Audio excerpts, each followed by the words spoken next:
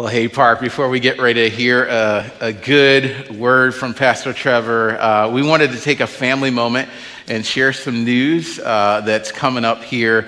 Pastor Trevor, Lovell, and his lovely wife, Megan, they came here I think he started as an intern, became a resident, became a pastor over one of our services, then began preaching and has really just grown and has served us so well. Pastor Trevor has received a call to take a role at a church in Salt Lake City, just outside of Salt Lake City, and will be coming up to a close in his service here at Park in the next couple of weeks. His last message and sermon will be on April the 10th. But before we get to that day, and we're going to celebrate them right after the service, so make sure you put that on your calendar. I just wanted to publicly be able to say to Trev and share with you how much I've loved serving with you. What you won't know is how many times Trevor has come alongside and encouraged me, challenged me to grow as a pastor, as a brother, and how much he has blessed you, not only when he's preaching the word, but also living it out. And so I just wanted to take a moment before he preaches to let you know so you don't get caught off guard on the last Sunday that he's preaching, and just to say publicly, man, we're going to miss you. I'm going to personally miss you. You've been an incredible blessing to me. I'm going to miss all the ways that you have really just been a brother, a friend, and someone who has sharpened me, man. So grateful for you and love you, man.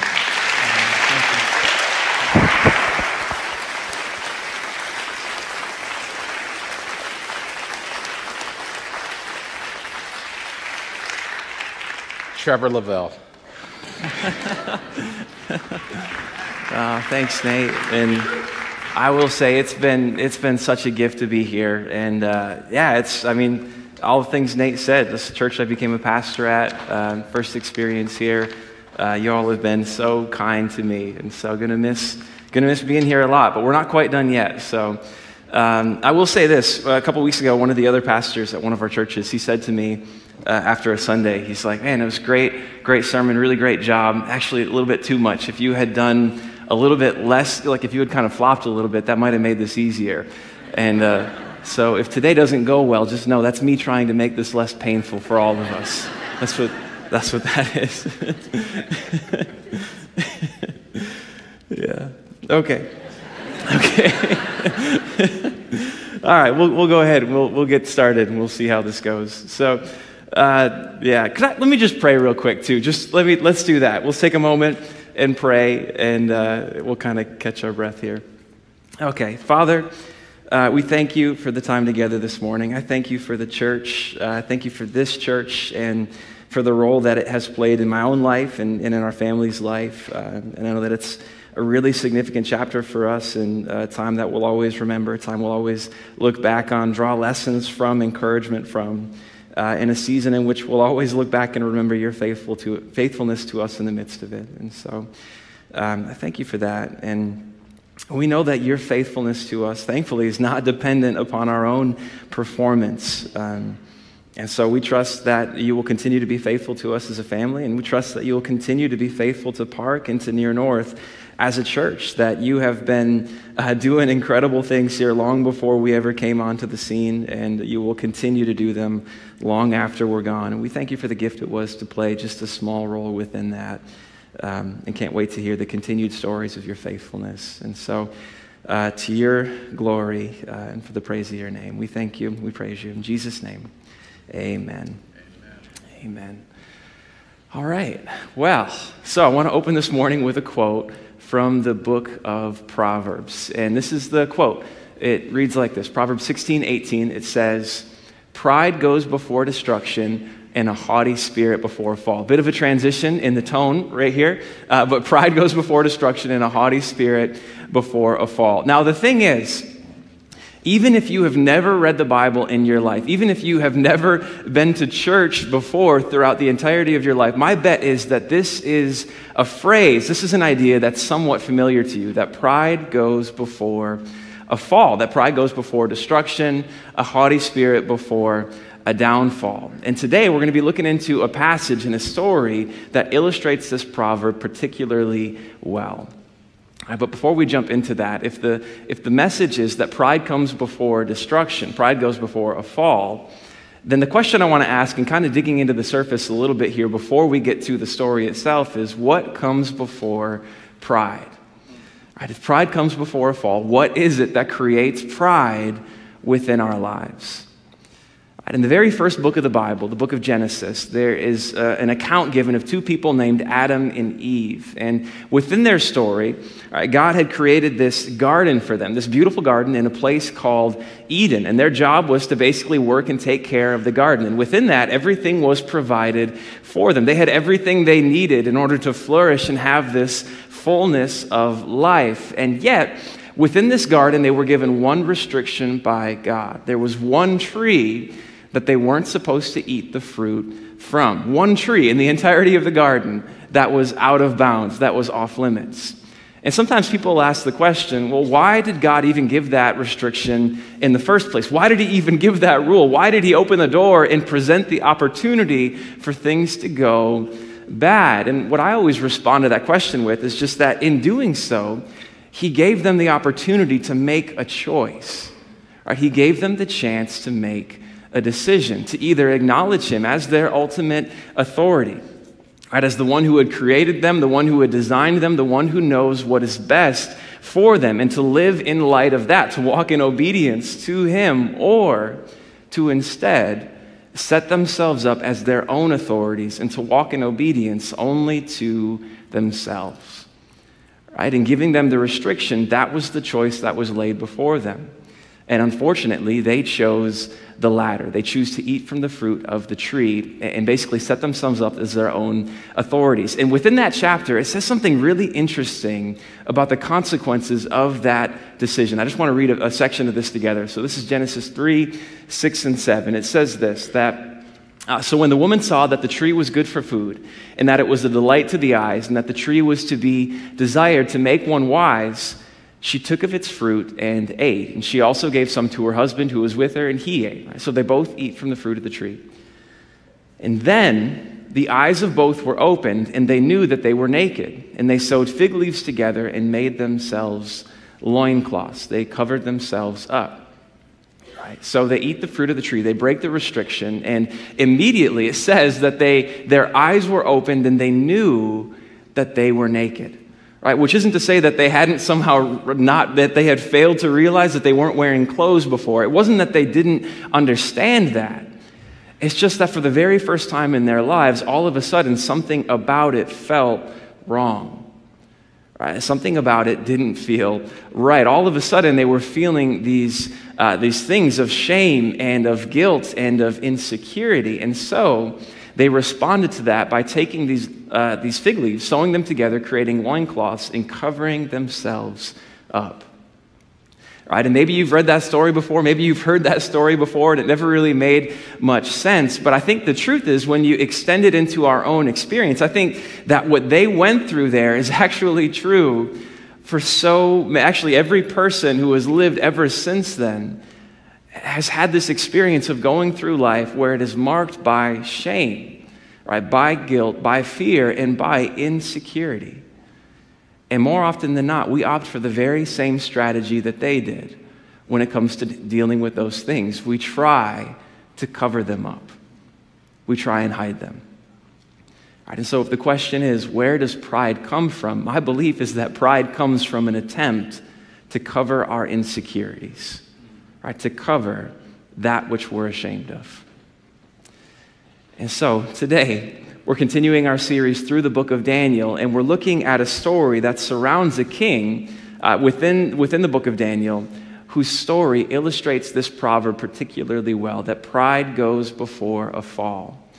But my hope is that in diving into his story and kind of walking through the details, we'll walk away with not just a more illustrated understanding of that proverb, but a deeper understanding when it comes to our own lives of what the interaction with pride and with insecurity looks like. And so the idea I really want to explore together this morning is just this. What is the remedy for pride? What is the remedy for pride, knowing that it's closely tied to insecurity? What is the remedy for pride? That's what we're going to be exploring together. And so, if you have a Bible, or if you'd like one, you should be able to find one underneath the seat in front of you. If you're down here on the ground, if you're in the back, you should be able to get one underneath the seat that you're in. But we're going to be in Daniel chapter 5 today. Daniel chapter 5 is where we'll be hanging out. And so, feel free to go ahead and make your way there. But the passages will be up on the screen, so you'll be able to track along. But if you want to see it on the page, Daniel chapter 5 is where we'll be. We got a table of contents as well. These 3 points we're going to be working through. We have, uh-oh is the name of the first one, and that'll make sense as we go. The writing on the wall and a comparison of kings. We have the writing on the wall and a comparison of kings. That's where we're going this morning. So with that, let's go ahead and jump into that first point now. Daniel chapter 5, picking it up at verse 1 together. All right, this is what it says. King Belshazzar made a great feast for 1,000 of his lords and drank wine in front of the 1,000. All right, King Belshazzar made a great feast for 1,000 of his lords and drank wine in front of the 1,000. Now, if you have been around for our Daniel series at all, if you've been dropping in at all over the past several weeks, you probably noticed something odd about this verse, and that it mentions a king, but it's a king that we have not yet heard of throughout the book of Daniel. So far, every story has been dealing with the one called King Nebuchadnezzar. And yet all of a sudden, we turn the page into chapter 5, and there's this king Belshazzar on the scene, right? And the way that works is Daniel doesn't actually make a whole lot of an effort to transition from one king to the next, from chapter 4 to chapter 5. But what we see is King Belshazzar is the son of King Nebuchadnezzar. That Nebuchadnezzar has passed away at this point, and so now his son has ascended to the throne and is reigning as the king over the Babylonian Empire, right? And what we're seeing here, really the question anytime a new king arises is always the same, right? What is this king going to be like? How is he going to reign? And this is what we see, jumping back in at verse 1. The very first thing we learn about King Belshazzar. King Belshazzar made a great feast for 1,000 of his lords and drank wine in front of the 1,000. His very first act as king upon the throne, the one reigning over the entire Babylonian Empire, is to basically throw a huge party. He throws a rager, right? That's his first decision, which maybe doesn't seem all that out of the ordinary, except when we delve a little bit further into the details, what we see is that in this party, he's actually making a declaration. He is making a statement that is probably not what we would expect him to be saying at first. And so this is what he's saying, verse 2. Belshazzar, when he tasted the wine, commanded that the vessels of gold and of silver that Nebuchadnezzar his father had taken out of the temple in Jerusalem be brought. Right, the vessels from the temple in Jerusalem, he orders for those to be brought to the party, that the king and his lords, his wives, and his concubines might drink from them. Then they brought in the golden vessels that had been taken out of the temple, the house of God in Jerusalem, and the king and his lords, his wives, and his concubines drank from them. They drank wine and praised the gods of gold and silver, bronze, iron, wood, and stone. All right, now, this could seem like such an innocent and an accidental mistake, right? That if we kind of give him the benefit of the doubt here, you just say to yourself, well, yeah, he's a brand new king. He's throwing this massive party. He wants everyone to like him, to think he's a good king. And so naturally, when the party starts, he says, bring out the best vessels we have, the finest vessels that we have in all of the kingdom. Bring these out for my guests so I can impress them and they'll think good things about me. It can seem so innocent and accidental. But as we go on to see throughout the passage, it actually is anything but. Right? Because while Belshazzar is new to the narrative, he is anything but new to the book of Daniel, because he has grown up alongside every story that we've been walking through for the past several weeks. He has seen all of this, meaning he knows about the fiery furnace. Right? He knows about his father losing his mind, going really insane, and then having his faculties restored to him in chapter 4. He knows about Daniel and his prophetic abilities that have been on display several times already. He knows all of this. And he knows that all of it has been attributed to the God of Israel, the God whose temple was in the city of Jerusalem, the God whose temple these vessels came from. He knows all of this. And so it is neither innocent nor accidental when at this party he demands, or he calls for the vessels from this temple to be brought out so they can drink wine from them and give praises to the gods of iron and wood and stone. But in doing so, he is making a statement. He's making a declaration. And what he's saying is that maybe my father was willing to bow down to this God. Maybe my father was willing to acknowledge him and to see this God as the reigning authority in his life. Maybe my father was willing to do that. Right? But as the king who is over the Babylonian Empire today, I will never do the same. Right? I will never acknowledge this God. I will never bow down to the God of a nation my father destroyed decades ago. I will never bow down. And so he has the vessels brought, and they drink the wine from them, and they give praise to these other gods, in essence, blatantly mocking the God of Daniel, the God of Israel, daring him to respond. And for the reader who understands what's happening, right, the statement that he's actually making here, this is the part of the story where you begin to say to yourself, uh-oh, because this isn't going to go well. And so to follow the thread of that story, let's jump into the second point now, the writing on the wall. The writing on the wall. Pick it up at verse 5.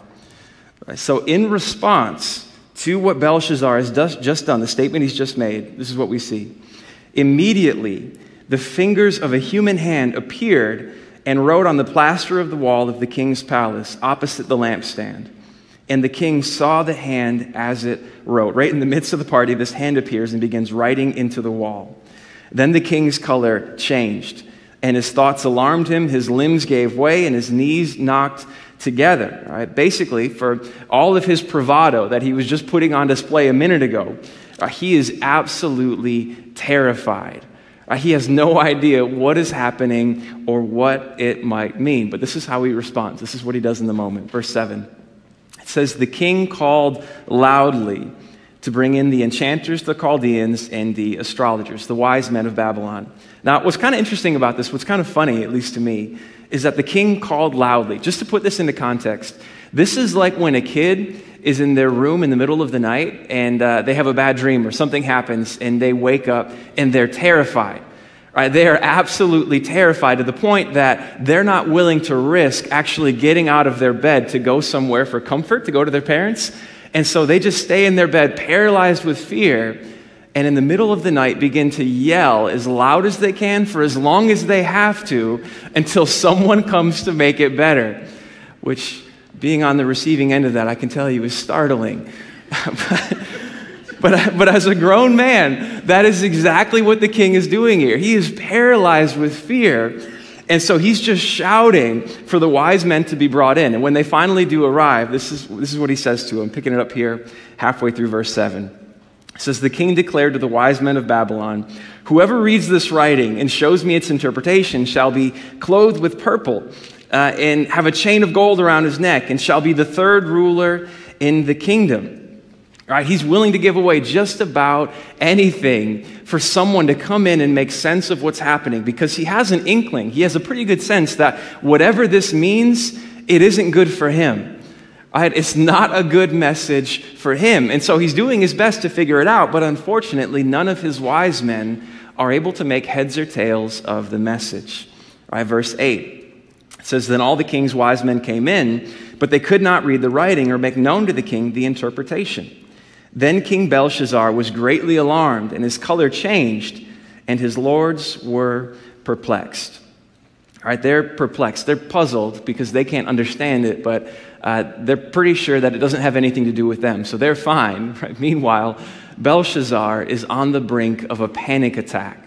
Right? Because he's brought in the wise men, he's done everything he can to figure out what this means, and they are no help whatsoever. And so he needs some way to figure out what this means, but there's no one else left to ask. There's no one else left to consult when it comes to the meaning of this writing.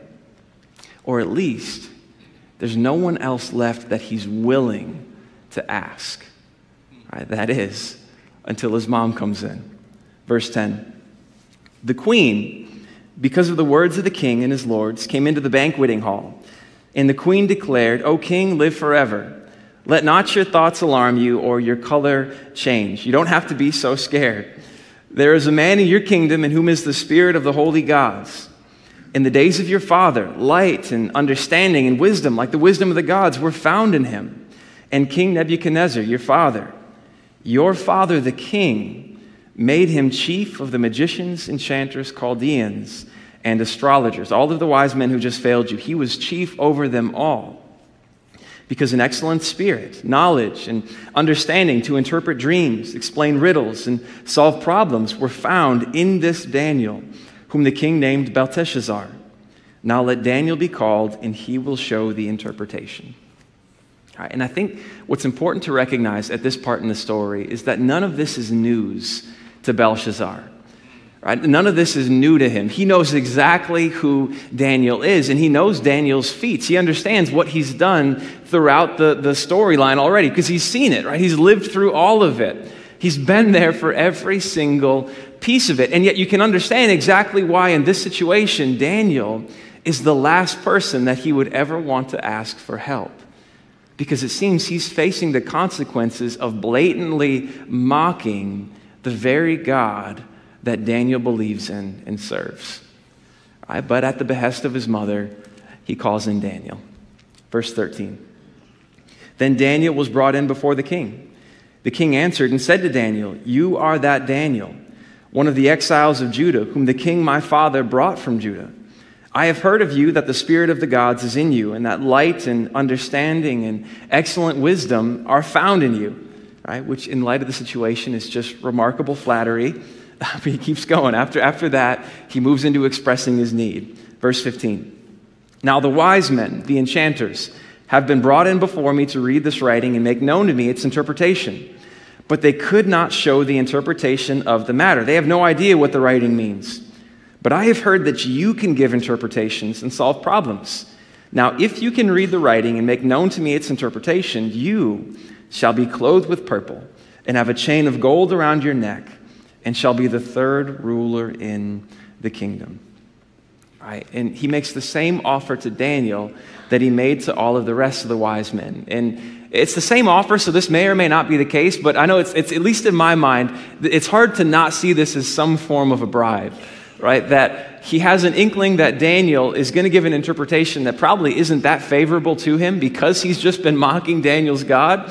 And so he sweetens the deal a little bit in the hopes that it might persuade Daniel to give a more favorable reading of the writing on the wall. Right? That may or may not be the case, but whatever it is, he makes the same offer, and this is Daniel's response. Verse 17. "Then Daniel answered and said before the king, 'Let your gifts be for yourself, and give your rewards to another. Nevertheless, I will read the writing to the king and make known to him the interpretation.'" Right? And at those words, you can probably begin to feel the sinking feeling that the king had within his stomach as Daniel begins to unfold his speech. Verse 18. "O king, the most high God, the God that I believe in and serve, the God that your father acknowledged, the God that you were just blatantly mocking in front of 1,000 of your lords, that God gave Nebuchadnezzar, your father, kingship and greatness and glory and majesty. He gave him everything that he has. And because of the greatness that he gave him, all peoples, nations, and languages trembled and feared before him. Whom he would, he killed, and whom he would, he kept alive. Whom he would, he raised up, and whom he would, he humbled." Right? He had power unlike any other person alive, and all of it had been given to him by God. Right? That is the beginning of the story with Nebuchadnezzar. But then we see his downfall. Verse 20. "But when his heart was lifted up, and his spirit was hardened, so that he dealt proudly," right? When arrogance became the foundation of his throne, that which guided the way that he ruled more than anything else, he was brought down from his kingly throne, and his glory was taken from him. He was driven from among the children of mankind, and his mind was made like that of a beast, and his dwelling was with the wild donkeys. He was fed grass like an ox, and his body was wet with the dew of heaven, until he knew that the Most High God rules the kingdom of mankind and sets over it whom he will. All right, Daniel opens by recapping the story of Nebuchadnezzar, who was Belshazzar's father. All right, and again, it's a story that Belshazzar is familiar with because he watched it all happen, right? That the king was reigning over the entire Babylonian Empire. Everything was going well, and yet he had this extreme arrogance that was beginning to play into the way that he reigned. And so God graciously, if you think about it, humbles him, causing him to lose his faculties, to lose his mind, to the point that his hair grows out, his nails grow out. They're feeding him grass, and he's sleeping outside with the wild donkeys. He essentially isn't even a human anymore. He turns into a beast, and everything is taken from him until he has a change of heart. And he recognizes that everything he had in life, that everything that he had going for him had been given to him by God, that God is the ultimate authority in his life and the one from whom he had received every good thing that he had ever experienced. He humbled himself, and when he did so, everything was restored to him, his faculties, his relationships, even his place upon the throne. It was all given back. And within that story, what we see is that Nebuchadnezzar learned what is perhaps the most important lesson of his life, that of humility before God. And the point is that Belshazzar was there for all of it.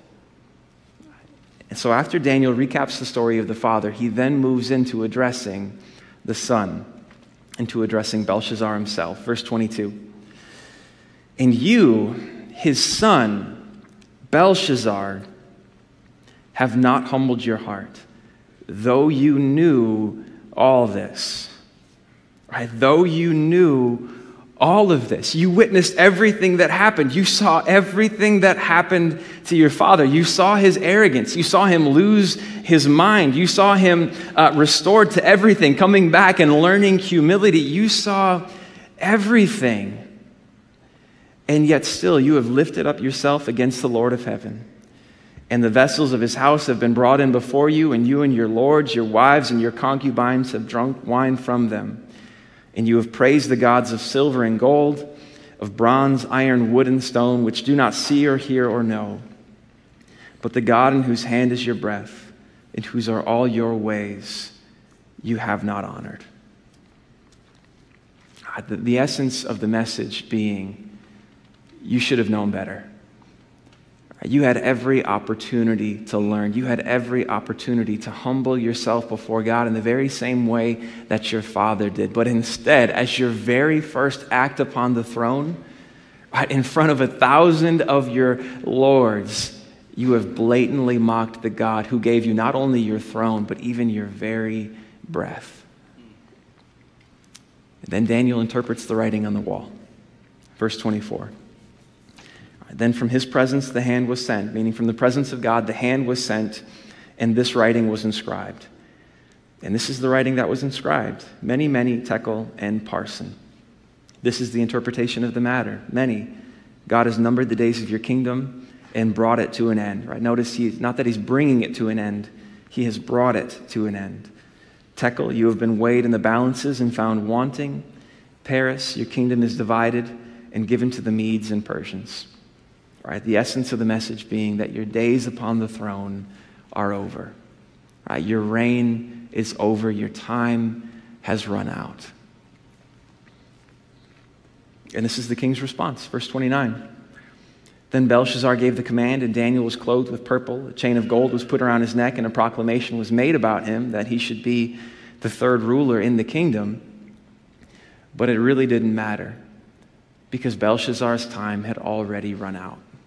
And this is how the chapter closes.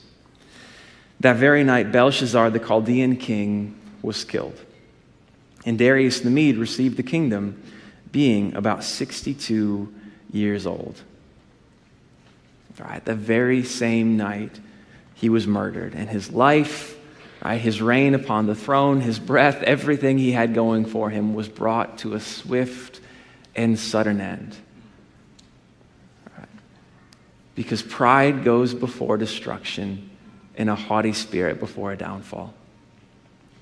Right, the story illustrates that proverb better than just about any other passage in the entirety of the Bible. And what we see in the aftermath is that Darius the Mede takes over as king, which is just setting the stage for what is to come with the rest of the book of Daniel. But before we move on to that, I just want to pause for today and just pull some things out of this story in particular, chapter 5 and the story of King Belshazzar. So for that third and final point, a comparison of kings. A comparison of kings, right? One of the things that I think we're intended to see with chapter 5 is that there is a direct comparison being drawn between the father and the son within the book of Daniel, between these two kings, Belshazzar and Nebuchadnezzar, his father, and even more so within chapters 4 and 5. Because what's kind of fascinating with them is that we see within these two chapters, these two kings, this father and son, dealing and wrestling with the very same heart issues. They're both dealing with pride. And I think what's intended for us to do is to kind of hold those stories up alongside of each other and to see what we can learn from the comparison. And so in doing that, it's kind of interesting that with Nebuchadnezzar, right, he has more than one chapter given to him. When we look into his story, we have chapters 2 and 3 that we can bring into the mix as well. And so with him, we get a little bit of a fuller picture on what was under the surface with his pride. Because while pride is definitely the issue when it comes to chapter 4, when you take a couple steps back into 2 and 3, what we see is that instead of pride being the thing that drives him in those chapters, more than anything else, it's insecurity. Right? It's fear about his place upon the throne, about his role within the kingdom. He is insecure about it. And that, more than anything else, is what drives his decisions. It's what moves his actions. And then coming into chapter 4, the pendulum swings from insecurity and into pride. And that, more than anything else, becomes what determines his actions. And then we see that God humbles him, right? Causing him to lose his mind. And then eventually he recognizes God as the ultimate authority, the one who had given him everything, and everything is restored to him. All right? It's a much happier ending. And then we come into chapter 5, and with the son, we see that he's dealing with the very same heart issues. And he's had every opportunity to learn the same lessons that his father has, to learn by watching and by witnessing everything that his father has gone through. But unfortunately, instead of learning humility, right, he continues to move forward in pride and in arrogance. And because of that, his life is cut down so quickly. Right? Because pride goes before destruction and a haughty spirit comes before a fall. Their stories illustrate the proverb. And so again, I think the question that leads us to consider is, well, what is the remedy for pride? Right? When it comes to our own lives, what is the remedy for pride? Because I think sometimes we have kind of an assumed answer to that, sort of an intuitive answer for what the remedy for pride is. At least this is what the diagnosis that we make for other people. If you're anything like me, we can be honest here. It's okay to be honest in church. But I think sometimes the way that we think about it, when we see someone, well, we get rubbed the wrong way, right? You feel like you encountered some pride and some arrogance in a person. Typically, the remedy that we prescribe for them is, man, they just need life to slap them around a little bit, right? They just need to have some things go wrong, and then that will humble them, right? That'll bring about some humility, and kind of vice versa as well. When we ask the same question about insecurity, man, that person, they just need to get some wins in their corner. They just need to have some good things going for them, and that'll develop some confidence, right? That'll get some good things going for them, and they won't be dealing with insecurity anymore, right? That's the way that we kind of, I think that's our assumed prescription for pride and for insecurity, and yet at the end of the day, I don't think either one of those really work at all, right? But they just continue to push us back and forth between pride and insecurity, because at the end of the day, they both function in the very same way. Right? That pride and insecurity are actually rooted in the very same thing, right? The very same equation for understanding our own identity, for understanding ourselves. Right? And the way they function is like this, that who I am, my identity, that why I matter, is the combination of my performance and the opinion of others. Right? That if I can perform well enough to earn the opinion, right, the good approval of those from whom I desire it, then that will mean I matter. Then that will give me the significance and the self-worth that I long for. That'll give me the confidence that I feel the need for. And the way it plays out is we end up putting our identity in things that are so incredibly fragile, because when things aren't going well, right, when our performance is lackluster, if it's subpar, and we are not winning the approval of others at work, within our friend group, whatever it happens to be, then what that leaves us in is insecurity. That because my performance isn't up to par, that because I'm not winning approval in the way that I desire to, that means I don't matter. It breeds insecurity. And at the same time, when all of a sudden things start to go well and we do get a few wins in our corner and things are going great and we're winning approval and we're crushing it on life, right, what that has a tendency to lead to is not a humble confidence. Right? But when we're working to this equation, what it leads us into is arrogance, right? Is pride. And when we live according to this equation, the experience of life as we go day through day through day is just swinging constantly back and forth between insecurity and pride. Because basing your identity on your performance, on your appearance, and on the opinion of others, right, you are basing your identity on things that are incredibly fragile and flaky. And so again, the question is, what is the remedy for pride? If it's not getting slapped around by life a little bit, if it's not getting some wins in your corner, what is the real remedy for pride? Right? And the answer that I would give would be the gospel. Right? The answer is the gospel. And just to state it in really clear and simple terms, the gospel is the message that Jesus, well, first off, that we were created for a relationship with God. Brokenness entered into that relationship through Adam and Eve, the two that we talked about at the beginning. And as a result of that, shame and guilt and fear and insecurity and pride entered our experience. But then God loved us so much that he sent his son Jesus to take on our humanity, live the perfect life we couldn't, and then give his life on the cross for our brokenness, and then rise from the grave, defeating sin and death, overcoming our brokenness, so that one day, right, all of these things would never mark our experience again, so that one day we will never struggle with pride or insecurity or shame or guilt or fear ever again. Right, and the message is an invitation to believe and to begin walking with God in the relationship we were designed with for him today.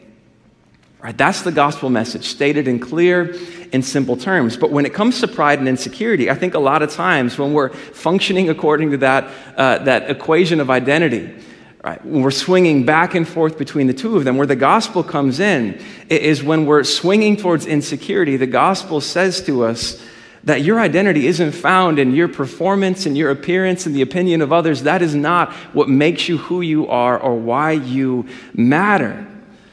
But what makes you matter is that the God who created everything, who designed everything, and who designed you yourself, who knows every little thing about you, knows every one of your flaws, every one of your strengths, knows your entire story, that he loves you so much, right, that he did everything within his power to bring you into his family, to call you his son and his daughter, and so that he could have a relationship with you forever. And that is why you matter, right? Which is a far more grounded identity and sense of self-worth, right, to hold on to.